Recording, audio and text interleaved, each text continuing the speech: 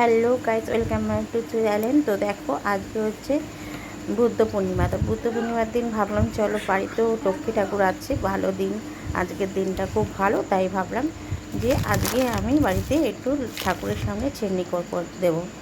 তো দেখো, চিনির জন্য দুধ, এই যে আটা 250, সুজি, কলা, সব এগুলো আনা হয়েছে। তো ফলও আনা হয়েছে। তো দেখো, ফুলও রাখা হয়েছে। আর এই গামলাটার মধ্যে চিনি প্রসাদটা দেওয়া হবে, তাই এই গামলাটাও নেওয়া হয়ে গেছে। এর জন্য সব গুছিয়ে নিয়েছি। দেখো, গুছিয়ে ঠাকুরকে সুন্দরভাবে আমি ঠাকুর দিয়ে ফেলেছি। তো আমার ঠাকুর সিনিটাও দেখো গামলাতে খুব সুন্দর করে সাজিয়ে দেওয়া হয়েছে। তো আজকে যেহেতু পূর্ণিমা, তো আমিও বাড়িতে একটু দুধ দিয়ে ঠাকুরের সামনে চিনি প্রসাদ দিলাম, আর ঠাকুরকে একটু মিষ্টি ফল দিলাম। তো তোমরাও কে কে এরকমভাবে বাড়িতে পুজো দিয়েছো, তো কমেন্টে অবশ্যই জানিও। আর যদি আমার ভিডিওগুলো ভালো থাকে তো আমার চ্যানেলটাকে সাবস্ক্রাইব করো আর ফলো করো।